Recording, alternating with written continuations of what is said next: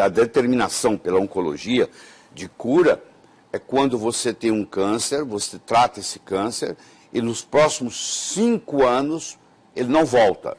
Aí a oncologia diz, ó, esse paciente está curado. Se ele voltar com 5 anos e 1 dia, aí eles não chamam isso, eles chamam esse câncer de curado, que é uma piada, pô. O câncer, na realidade, ele pode não curar nunca. Ele pode ser crônico e ele pode ter remissão com 20 anos. Câncer de bexiga, por exemplo. Esse aí não tem, né? Você pode ter tido um câncer de bexiga 20 anos atrás e ele voltar hoje. Quer dizer, está curado? Não, estava em remissão. Então é preferível você chamar o câncer que está em remissão do que ele está curado, porque você nunca sabe quando que ele vai poder voltar ou não. Se não faz químio, não faz rádio, qual é o senhor sugere qual seria o tratamento melhor para o câncer? Existe um tratamento multifatorial. É assim, ó. Se eu cortar as árvores da floresta amazônica, todas, eu não preciso convidar os macacos para mudar de lá. Macaco só fica onde tem galho. Macaco pula o dia inteiro de galho em galho. Se não tiver galho, ele vai embora. Então, se eu quiser que os macacos da floresta amazônica vão embora, eu corto as árvores da floresta amazônica. Os macacos vão embora. Eu não preciso convidar animal de deserto para mudar para lá. No momento que virar deserto, os animais de deserto vão chegar. A mesma coisa acontece aqui, no corpo. Se eu tiver um ambiente chamado ambiente biológico tumoral, eu desenvolvo câncer. Agora, se eu mudar o território biológico, o câncer vai embora. O câncer não fica num órgão, num organismo saudável. Então, o que eu tenho que cuidar? Tem que cuidar da biologia da pessoa. Então, primeiro eu vou ver o seguinte, o que causou o câncer? Só tem 3 coisas que causam câncer, só 3. Ou sozinhas ou combinadas. Primeiro, um conflito emocional. Você vai ver que a mulher se divorciou do marido que ela achava que vivia a vida inteira e 2 anos depois ela apresenta com câncer de mama. Isso é muito comum. Eu vejo isso com muita frequência. Tem sempre um conflito. O pai morreu, o filho morreu, a mulher tem um câncer de ovário 2 anos depois, ou um câncer de mama. E assim por diante. O filho morreu, o pai tem um câncer de testículo. Então, sempre existe, nos últimos 2 anos, antes do câncer aparecer, existe um conflito emocional. Se o conflito predomina, eu tenho que tratar o conflito emocional, não adianta ficar dando remédio. Bom, qual a outra causa de câncer? É a desnutrição. Todo paciente com câncer é um paciente desnutrido. Ele tem uma desnutrição. Então eu tenho que cuidar dessa nutrição dele. Então eu tenho que cuidar da parte mental dele, psicológica, eu tenho que cuidar da parte nutricional dele, e a terceira causa é toxinas, venenos. Então o paciente geralmente está intoxicado, está desnutrido e está emocionalmente com conflito. Então ou é a combinação desses 3, ou um deles predominando. Então como é que eu trato? Eu vou cuidar da parte mental, eu vou cuidar da parte nutricional. Por exemplo, uma pessoa que tem uma alergia alimentar. Essa alergia alimentar contribui na predisposição de aparecer o câncer. Não adianta eu tratar o câncer e não cuidar dessa alergia alimentar que ele tem. Descobrir qual alimento que faz mal para eles. Vamos supor que o alimento seja glúten. Vamos supor que o alimento seja leite. Então eu vou ter que tirar o glúten, eu vou ter que tirar o leite, eu vou ter que tirar os dois. Se eu continuar dando glúten e leite, não adianta. A célula cancerígena, ela se alimenta de 2 coisas, só 2 coisas. Ou ela ingere glicose, ou ela ingere glutamina. A glutamina é mais para os cânceres de origem hematopoéticas, linfomas, leucemias. Para quem está nos assistindo e não sabe o que é glutamina, por exemplo, a gente pode dar alguns exemplos? Tá, a glutamina é um aminoácido, tá? Que vai formar o GABA no cérebro. Então a glutamina protege a parte do intestino.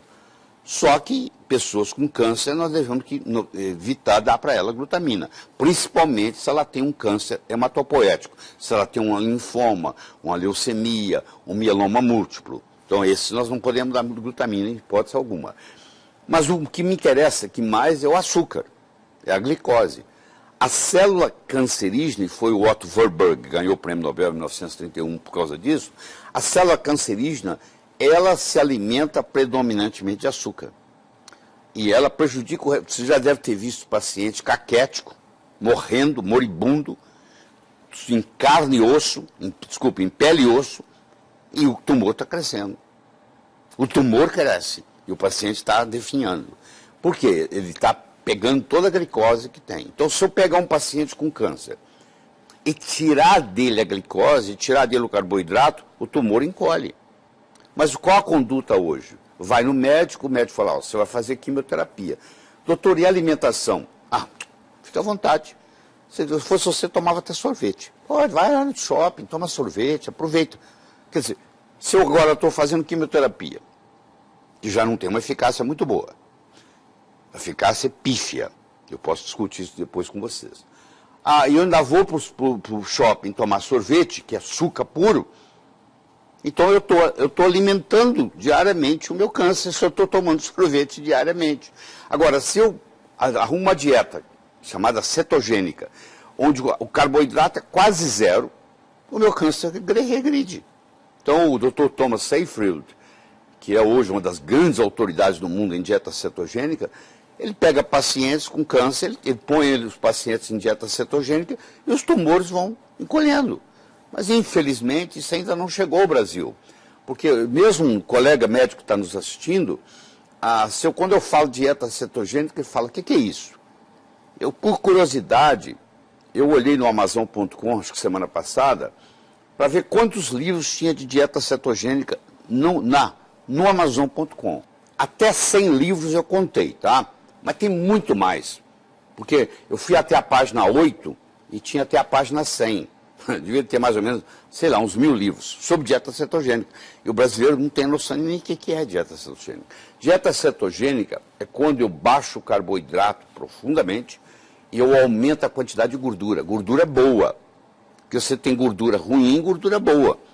Não é, as duas não são iguais. Por exemplo, a gordura trans, ela é altamente prejudicial. Inclusive causa câncer. Quando você compra esses óleos vegetais no supermercado, para o óleo não estragar, ele tem uma hidrogenação parcial. Então ele é gordura trans. Você traz o veneno toda semana ou todo mês para casa de uma gordura trans que você coloca na sua cozinha. Isso é um absurdo, mas todo mundo faz isso. E aqui em casa, por exemplo, só entra óleo de coco. Nós só cozinhamos com óleo de coco. Porque o óleo de coco não tem jeito de ser trans. Entendeu? O pessoal também conhece muito pouco de óleo de coco. Deve ter uns 40 livros no Amazon.com sobre óleo de coco. Eu recomendo, sei lá, estudar. Porque a maioria do que eu escuto na televisão é bobagem. A pessoa falar óleo de coco engorda. Então você não entende absolutamente nada de nutrição. Porque o capróico, o caprílico, o cáprico, o láurico são ácidos de cadeia média. Eles não têm jeito de ser acumulados, não viram triglicérides, não pode ser acumulado no tecido adiposo e, pelo contrário, são até termogênicos. Em todos os lugares do mundo onde predomina a dieta do coco na culinária, você não tem obesidade. As pessoas são todas magras. Por exemplo, as ilhas do Pacífico, onde predomina a culinária do coco, todo mundo é magro, não tem obesidade. Tá? Não tem AIDS também. São mais saudáveis, né? Não tem AIDS, tem HIV. Mas não tem AIDS, porque o HIV para virar AIDS, o ácido láurico, que é predominante no coco, para você ter uma ideia, o leite materno tem 19% de ácido láurico, o coco tem 47%. Então o ácido láurico, quando ele cai no estômago, ele vira monolaurina.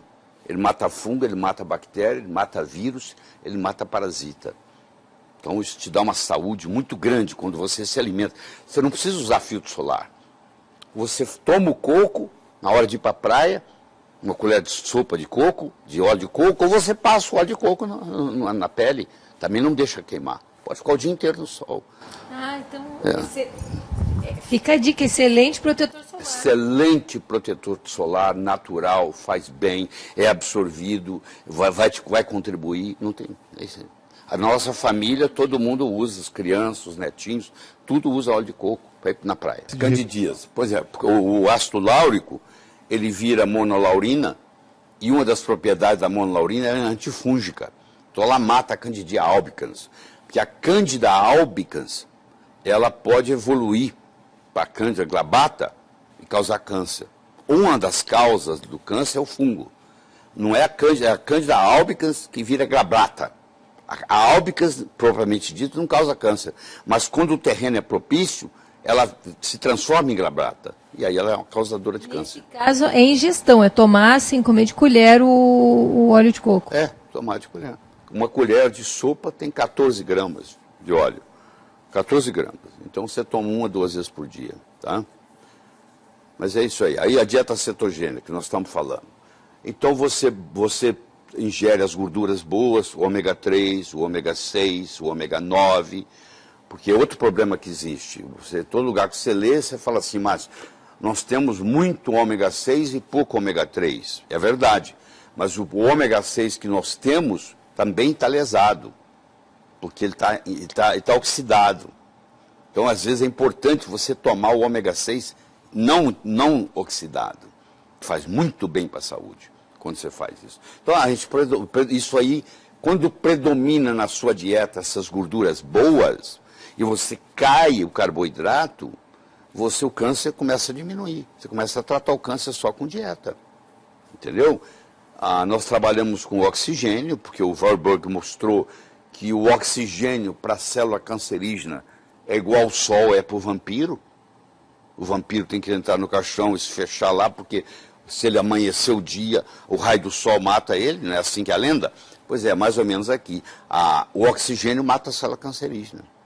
Então, se eu tiver um tumor e eu jogar oxigênio nesse tumor, a célula cancerígena desenvolve apoptose. Porque o problema da célula cancerígena é que ela tem dificuldade de morrer. Ela tem uma telomerase aumentada e ela não tem a capacidade apoptótica, que é a morte natural por suicídio, então ela vai proliferando e vai aumentando. Quando você joga oxigênio nela, é um jeito dela morrer. Entendeu? Então tem várias abordagens que você tem que fazer. E os detox tem muito câncer com metal pesado, que é a oncologia clássica não dá bola, que mercúrio, chumbo, alumínio, que predispõe ao câncer. Então isso tem que ser retirado, quelado, entendeu? Você faz quelação, inclusive oral. Coentrum, que é um condimento simples, você colocar na comida, faz quelação, entendeu? Clorofila faz quelação. Aqueles tratamentos com oxigênio, né, que a gente aprendeu o Von Ardenne. na tua pós, o Von Ardenne, né? Uma das indicações seria essa, né? O Von Ardenne, ele era um físico, ele foi quem desenvolveu a bomba atômica russa, ele era um gênio, ele inclusive tem patente na área da geladeira, patente na área do ar-condicionado, tem várias coisas que ele desenvolveu. E ele também entrou na área médica. Ele desenvolveu uma medicina própria, chama-se Medicina de Von Ardenne, onde existe um tratamento usando oxigênio em altas doses, com todo um protocolo, que alguns médicos, meus alunos, aprendem a trabalhar, porque o oxigênio é uma coisa que é permitida, não tem nada proibido. Então a gente usa o protocolo de Von Ardenne no tratamento de câncer com resultados espetaculares, espetaculares.